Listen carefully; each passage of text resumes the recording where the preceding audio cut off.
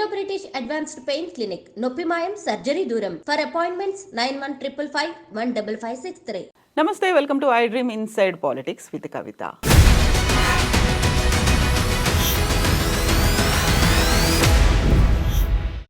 కేసీఆర్ కూతురు ఎమ్మెల్సీ కవిత మళ్ళీ రాజకీయంగా తెర ముందుకి వచ్చినట్టుగా కనిపిస్తోంది. గత 3 రోజులుగా పొలిటికల్ యాక్టివిటీలో చాలా బిజీగా కనిపిస్తున్నారు ఎమ్మెల్సీ కవిత. సో బీఆర్ఎస్ సోషల్ మీడియాను చూసినా, కవిత అభిమానుల దగ్గర నుంచి చూసినా షీ ఈజ్ బ్యాక్ అనేటువంటి మాటలు వినిపిస్తున్నాయి. కవిత నెక్స్ట్ స్టెప్ ఎలా ఉండబోతోంది, ఏం జరగబోతుంది? మనతో పాటుగా ఉన్నారు పొలిటికల్ అనలిస్ట్ ప్రకాష్ గారు. నమస్కారం అండి. సో కవిత బయటికి వచ్చిన తర్వాత, కేసీఆర్ గారిని కలిసిన తర్వాత ఆల్మోస్ట్ తన హెల్త్ ఇష్యూస్ కావచ్చు, మిగతావన్నీ కావచ్చు, ఒక 3 months గ్యాప్ అయితే తీసుకున్నారు. రాజకీయాలకు కావచ్చు, సోషల్ మీడియాకి కావచ్చు, అన్నిటికీ దూరంగా ఉన్నారు. సడన్గా అదానీ ఇష్యూ వచ్చిన తర్వాత తను ట్వీట్ చేశారు. ఆ తర్వాత బీసీ కమిషన్కి ఒక కంప్రహెన్సివ్ రిపోర్ట్ ఇస్తాము అంటూ తెలంగాణ జాగృతి తరఫున వివిధ సంఘాలతో సమావేశమయ్యారు. అండ్ ఈ రోజు కూడా చూస్తే నిమ్స్ హాస్పిటల్కి వెళ్ళారు. వాంకిడికి చెందినటువంటి విద్యార్థులు అస్వస్థతకు గురై హాస్పిటల్ పాలయ్యారు అనే దానికి సంబంధించి క్వశ్చన్ చేస్తున్నారు తను. సో నెక్స్ట్ ఎలా స్టెప్ ఉంటుంది అనుకుంటున్నారు మీరు? ఆల్రెడీ ఆమె ఎమ్మెల్సీ ఉంది. మధ్యలో ఈ ఆమె మీద ఆరోపణలు రావడము, ఎంపీ ఎలక్షన్స్ అప్పుడు ఆమె జైల్లో ఉండడము, దానివల్ల కొంత ఇన్యాక్టివిటీ ఉన్నా కూడా జైలు నుంచి రాగానే ఇమ్మీడియట్గా యాక్టివ్ కాకపోవడానికి కూడా కారణాలు ఉండొచ్చు. ఏదున్నా కూడా తెలంగాణలో ఒక డైనమిక్ లీడర్గా కవితకు ఒక గుర్తింపు ఉంది. ఆమె ఏ జిల్లా పోయినా క్రౌడ్ వస్తుంది, ఆమె అభిమానులు ఉన్నారు. ఆమె పొలిటికల్ ఎంట్రీ అనేది బిగినింగ్లో టీఆర్ఎస్ పార్టీ పరోక్షంగా సహకరించినా కూడా జాగృతి అనే ఒక ఇండిపెండెంట్ ఆర్గనైజేషన్ ద్వారా వచ్చింది. బతుకమ్మ అనే దాన్ని బాగా ప్రాచుర్యంలోకి తేవడానికి ఆమె మళ్ళీ ఒక క్యాంపెయిన్ చేసింది. ఆ గుర్తింపు తను తీసుకొచ్చుకోగలిగింది. బతుకమ్మ వల్ల తన గుర్తింపు వచ్చిందని చెప్పొచ్చు. తెలంగాణ అనేదాన్ని బతుకమ్మకు జోడించి ఒక ఉద్యమ రూపంగా బతుకమ్మను ఒక ప్రతీకగా అందరినీ ఏకం చేయడము, ఆ ఫెస్టివల్ని చాలా పెద్ద ఎత్తున జరుపుకోవడానికి ఆమె సహకరించడం. ఇక్కడే కాకుండా విదేశాలలో కూడా ప్రతి బతుకమ్మకు ఏదో ఒక దేశానికి పోయి ఆమె అక్కడ కూడా తెలుగు వాళ్ళను, పర్టికులర్గా తెలంగాణ వాళ్ళను ఒక్కటి చేయడము, జాగృతి శాఖలను ఏర్పాటు చేసింది. ఒక స్టేజ్లో అంటే తెలంగాణలో టీఆర్ఎస్ పాలన వచ్చిన తర్వాత ఆమె రకరకాల వింగ్స్ని ఏర్పాటు చేయడం మొదలుపెట్టింది. అంటే జాగృతి అనేది ఒక వింగ్ ఉంటే బాగుంటుంది, మళ్ళీ అందులో యూత్ వింగ్ అని, మహిళా వింగ్ అని, కార్మిక శాఖ అని ఇట్లాంటివన్నీ పెట్టేసరికి ఒక డిస్టర్బెన్స్ అవుతుందని భావించినట్టున్నారు కేసీఆర్ గారు. అవన్నీ రద్దు చేశారు.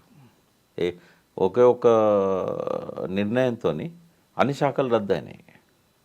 తర్వాత మళ్ళీ ఆమె బీసీల వాదాన్ని ఎత్తుకొని అరెస్ట్ కంటే ముందు మళ్ళీ తెలంగాణ జిల్లాలలో కొన్ని సెమినార్స్ ఏర్పాటు చేశారు. ఫస్ట్ హైదరాబాద్లోనే అసెంబ్లీలో జ్యోతిబా పూలే విగ్రహం పెట్టాలి ఆ నినాదంతో మొదలుపెట్టారు. ఆమె స్పీకర్ కూడా కలిసి ఆమె వినతి పత్రం ఇవ్వడము.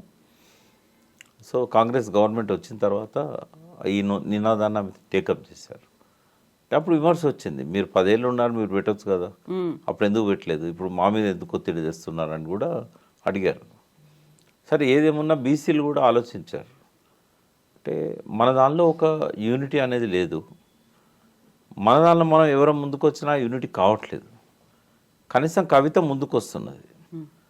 జ్యోతిబా పూలే విగ్రహం పెట్టడం అనేది ఒక మంచి నిర్ణయం. అది ఆమె అంబేద్కర్ విగ్రహానికి ఆమె ఎట్లయితే సహకరించారో అసెంబ్లీలో ఏర్పాటు చేయడానికి జ్యోతిబా పూలే విగ్రహానికి కూడా ఆమె సహకరిస్తానంటున్నారు.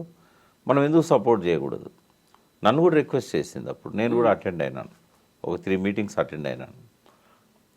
బీసీలలో కొంత అక్కడక్కడ వ్యతిరేకత వచ్చినా కూడా, అంటే మనకు ఆమె ఏంది నాయకత్వం వహించేది ఈ మూమెంట్కి, మనం చేసుకోవచ్చు కదా, అంటే మన లోపల ఐక్యత లేదు, ఇప్పటివరకు ఆ నినాదం మనం ఇవ్వలేదు.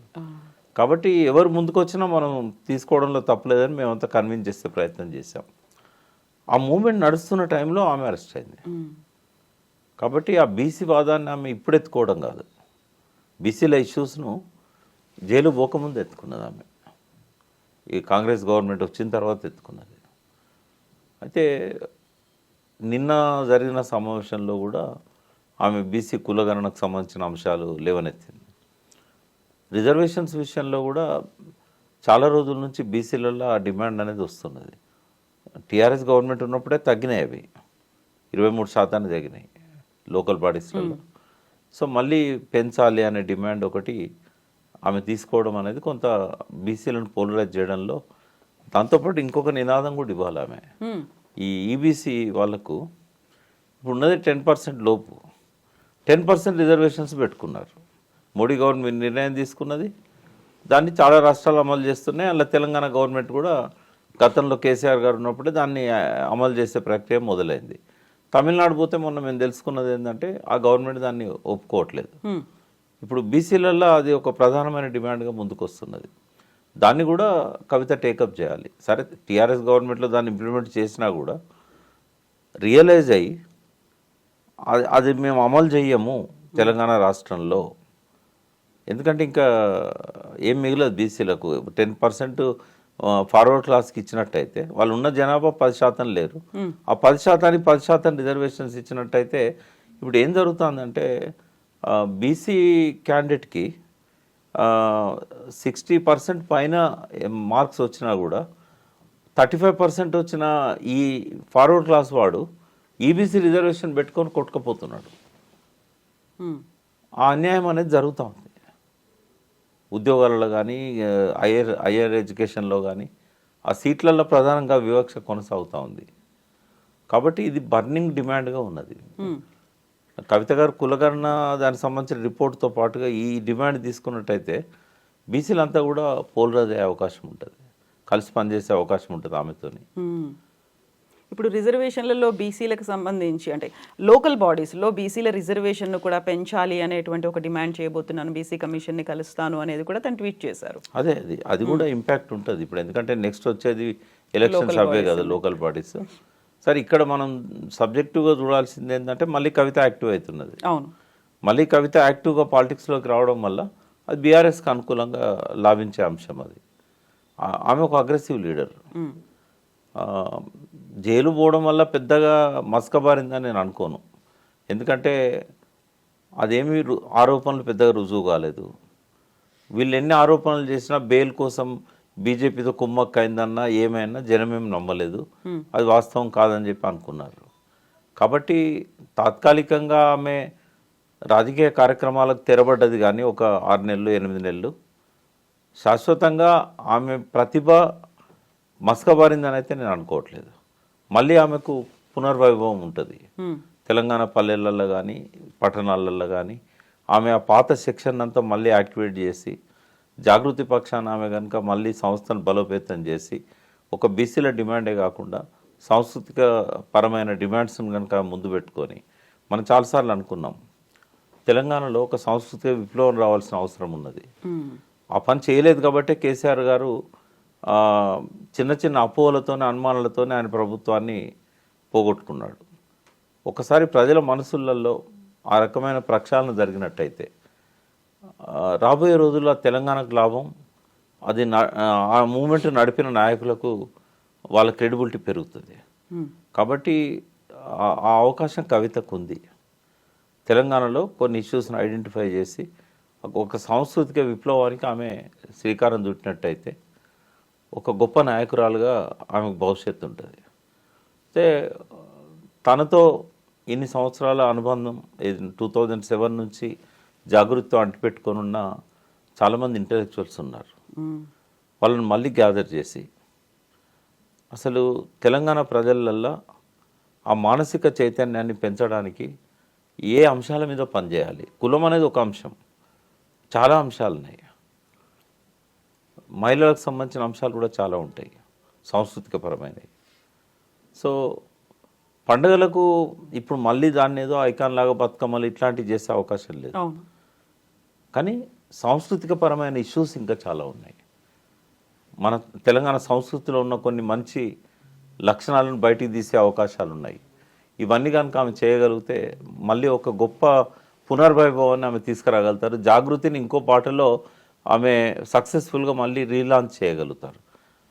అప్పుడేమో బతుకమ్మతో జాగృతి ప్రజల మనసుల్లోకి వచ్చింది. ఇప్పుడు ఆ సాంస్కృతిక చైతన్యాన్ని ఇచ్చే విధంగా ఏది అవసరం ప్రజలకు. ఫర్ ఎగ్జాంపుల్ నేను కొన్ని చెప్తాను మీకు. ఇప్పుడు మూఢనమ్మకాలు ఇంకా గ్రామాలలో ఉన్నాయి. ఆ మూఢనమ్మకాలు తగ్గుతాయి అనుకున్నాం. ఎడ్యుకేషన్ పెరుగుతున్నా కూడా మూఢనమ్మకాలు కూడా పెరుగుతున్నాయి. చదువుకున్నవాడు కూడా ఆ నమ్మకాలను అట్లే అంటిపెట్టుకుంటున్నాడు. చదువుతో విజ్ఞానంతో పోవాలి కదా, పోవడం లేదు. అవి ఇప్పటికి మంత్రగత్తెలు అని చెప్పి దాడులు చేయడము, అనుమానాలు పడడం, అపోహలు పడడం, వైద్యాన్ని పక్కకు పెట్టి నాటు మందులకు ఇట్లాంటి వాటికి ప్రాణాలను బలి చేసుకోవడము, ఆరోగ్యపరమైన సమస్యలు, మానసికపరమైన సమస్యలు, సైకలాజికల్ ఇష్యూస్, ఇట్లాంటివన్నీ కూడా. తర్వాత మానవ సంబంధాల కంటే ఆర్థిక సంబంధాలకు ఎక్కువ విలువ ఇచ్చే పరిస్థితి. అది తెలంగాణ కల్చరే కాదు అది, బట్ అది పక్క ప్రాంతాల నుంచి వచ్చిందో ఏమో కానీ అది ఇప్పుడు తెలంగాణలో అది పెరుగుతూ ఉంది. తర్వాత స్త్రీని గౌరవించే సంస్కృతి, భారతీయ సంస్కృతిని పునరుద్ధరిస్తా అన్న ఆర్ఎస్ఎస్ కానీ మోడీ కానీ చేయలేని పనులు అవి. తర్వాత ఇవాళ వస్తున్న ప్రత్యామ్నాయ సంస్కృతి ఏదైతే స్టార్ కల్చర్ ఉందో, ఈ కల్చర్కి అగెనిస్ట్గా విద్యార్థులను చిన్న వయసులో ఉన్న పిల్లల దగ్గర నుంచి పెద్దవాళ్ళ దాకా ఒక ప్రత్యామ్నాయ సంస్కృతి పేరుతోని విష సంస్కృతి మన మీద ఎట్లయితే ప్రతిరోజు సెల్ ఫోన్ల ద్వారా కానీ ఈ శాటిలైట్ ఛానళ్ళ ద్వారా కానీ మన మీద విశృంఖలంగా దాడి చేస్తున్నదో దానికి వ్యతిరేకమైన పోరాటంతో అది పోద్దని నేను అన్నాను. కానీ ఒక భావజాల వ్యాప్తి జరగాల్సిన అవసరం ఉంది, మళ్ళీ జాగృతం చేయాల్సిన అవసరం ఉన్నది. అంటే జయశంకర్ గారు ఒక చనిపోయే ముందు ఒకసారి డిస్కషన్లో నాతో అన్నారు, ఈ కవిత ఎక్కువ పాలిటిక్స్ మీద కాకుండా ఇటువైపు దృష్టి పెడితే బాగుంటుంది. ఎట్లయితే ఆమె జాగృతి పేరుతోని బతుకమ్మ ఇట్లాంటి ఐకాన్స్ని తీసుకొచ్చి ఉద్యమాన్ని జోడించిందో, తెలంగాణ వచ్చిన తర్వాత కూడా ఈ కృషి కొనసాగాల. She is the right person అని చెప్పాడు ఆయన. నేను రాశాను కూడా ఆర్టికల్ అప్పుడు ఆయన చనిపోయినప్పుడు, తెలంగాణ రాలే అప్పటికి 2011లో కవిత గురించి రాశారు, ఆయన చెప్పింది రాశాను నేను. అంటే ఆ వైపుగా కవితను ఎదగాలని కోరుకుంటున్నాం. అట్లాంటి ఇష్యూస్ తీసుకొని ఆమె ఒక ఐకాన్ లాగా డెవలప్ కావాలి. తండ్రి తాడు బిడ్డగా రాజకీయాలలో ఏం మాట్లాడినా కూడా ఆమె విలువ అనేది ఒక స్టేజ్కి వచ్చి అక్కడ ఆగిపోతుంది. బట్ ఈ పని చేస్తే తండ్రి కంటే ఎక్కువగా ఎదిగే అవకాశం ఆమెకు వస్తుంది. ఈ మంత్రి పదవులు, ముఖ్యమంత్రి పదవుల మీద ఆశలు పక్కకు పెట్టి అది కాదు టార్గెట్, అది అట్లా చేయకూడదు. ఇప్పుడు ఒక రోల్ కావాలి. ఆమె కొంత దూరం అందులో ప్రయాణం చేసింది కాబట్టి she is the right person. ఇంకా అందరిలాగా కొట్టుకపోవడం కాదు. ఎంతమంది ముఖ్యమంత్రులను ఈ ప్రజలు గుర్తుపెట్టుకుంటారమ్మా? ఆంధ్రప్రదేశ్ సమైక్య రాష్ట్రంలో ఎంతోమంది ముఖ్యమంత్రులు పరిపాలన చేశారు. ఇప్పుడు అడిగితే ఎవరినన్నా పేరు అడిగితే గుర్తుపెట్టుకునే పరిస్థితి ఉందా? ఇవాళ కావాల్సిన ముఖ్యమంత్రులు కాదు, సంఘ సంస్కర్తలు కావాలి.